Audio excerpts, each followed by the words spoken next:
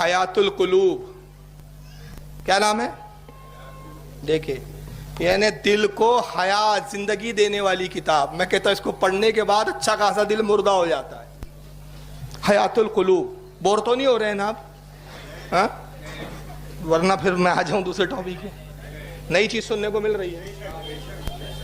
حیات القلوب جلد نمبر 2، 4 جلدوں میں آتی ہے. لکھنے والے ملا باقر مجلسی، شیعوں کے اب بہت بڑا علامہ معیار رکھتے ہیں. ان کے بارے میں اتنی بڑی چھوڑی اور پھینکی گئی کہ آپ ہنستے ہنستے پیٹ ڈوب جائے آپ کا.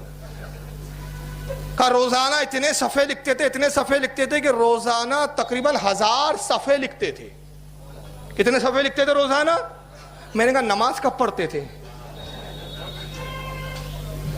تو آج تک ان کا کوئی شیعہ مجتہد جواب ہی نہیں دے رہا ہے کہ بھئی 1000 صفحے لکھتے تھے. تو ایک صفحہ لکھنے کے لیے اگر 1 منٹ بھی پکڑ لو تو کتنے منٹ چاہیے؟ 1000 منٹ. اور گھنٹوں پہ ڈیوائیڈ کرو تو کتنے گھنٹے؟ تو پھر نماز کب پڑھتے تھے جناب؟ یہ کھاتے کب تھے؟ پخانے میں کب جاتے تھے؟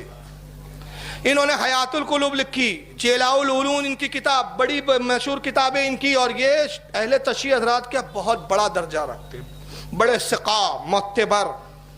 اور یہ ایسے پھٹیچر معتبر کیا کیا روایتیں کرتے ذرا سنیے. ملا باقر مجلسی جلد نمبر 2، صفحہ نمبر اس کا 872.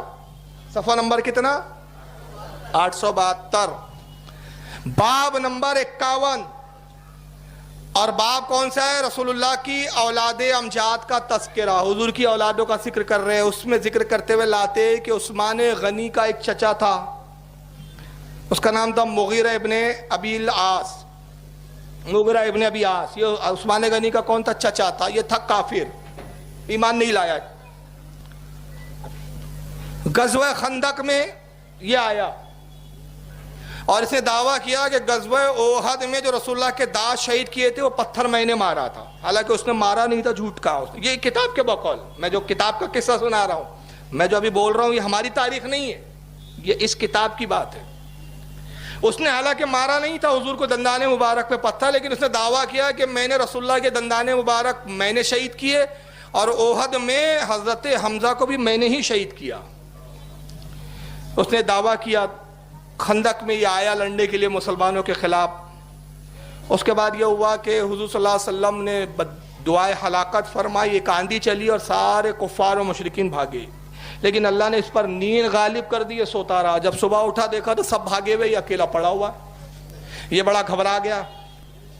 حضور صلی اللہ علیہ وسلم نے فرمایا جاؤ مغیرہ کو تلاش کرو. اور اس نے دعویٰ کیا ہے کہ اس نے میرے چچا حمزہ کو شہید کیا، اس نے میرے دندان مبارک کو احد میں شہید کیا. مغیرہ کو گرفتار کر کے لاؤ، خدا کی قسم میں اس کو قتل کروں گا. عثمان غنی بڑے گھبرا گئے کہ بھائی میرے چچا کو مار دیں گے حضور صلی اللہ علیہ وسلم. تو یہ مغیرہ جو ہے بھٹکتے بھٹکتے مدینے کے اندر آ گیا اور پھر لوگوں سے چھپ نقاب اوڑھ لیا اور لوگوں سے پوچھتا تھا بھائی عثمان کا گھر کہاں ہے، عثمان کا گھر کہاں ہے. پوچھتے پچھاتے بڑے مشکل سے عثمان کے گھر پہنچا. رات ہو گئی تھی، دروازہ کھٹکھٹایا. عثمان غنی نے دروازہ کھولا. کہا کون؟ کہا پہچانا نہیں، تیرا چچا مغیرہ. کہا مغیرہ تم میرے چچا کیسے آ گئے؟ تم نے اول تو میرے گھر آنا نہیں تھا، تمہیں پتہ نہیں ہے رسول اللہ صلی اللہ علیہ وسلم نے تمہارے قتل کا آرڈر کر دیا ہے، تمہارے قتل کا فرمان جاری ہو گیا، تم مدینے میں کیوں آئے؟ کہا کہ بس میں بھٹک گیا، بھٹکتے بھٹکتے آ گیا. اور میں آیا اسی لیے کہ تو رسول کا صحابی ہے، تو رسول کو بڑا چاہتا ہے نا.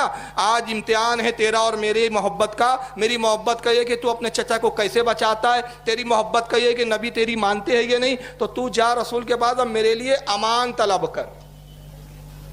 تو عثمان نے کہا اچھا ٹھیک ہے میں تمہارے لیے امان طلب کرتا ہوں. دوسرے دن عثمان غنی آئے. کہا یا رسول اللہ میرے چچا مغیرہ کے لیے امان نامہ لکھ دے.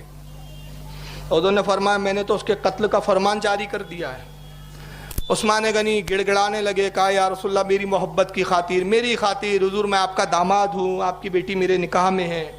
اور اس وقت پہلی بیوی حضرت نبی کی پہلی شہزادی حضرت عثمان کے نکاح میں تھی. کیا نام تھا ان کا؟ ہاں ارے بولیے بھائی، نہیں معلوم؟ رقیہ تھا، پہلی بیوی تھی. نعرہ تکبیر. رسول اللہ یہ نکاح میں تھی عثمان غنی کے. تو کہا حضور میں آپ کا داماد بھی ہوں، آپ کی شہزادی میرے نکاح میں، کم سے کم اس رشتے کا لحاظ کیجیے اور میرے چچا کو امان دیجیے. حضور نے کہا اچھا چلو ٹھیک ہے، میں تمہیں 10 دن کے لیے امان نامہ دیتا ہوں. 10 دن میں اپنے چچا کو بولنا تیرا گھر چھوڑ کے چلا جائے. حضور نے امان نامہ لکھ دیا، اور اس کے بعد جب عثمان جانے لگے تو حضور نے کہا یہ بھی سنتے ہوئے جاؤ، جو اس مغیرہ کو اپنے گھر میں ٹھہرائے اس پر اللہ کی لعنت۔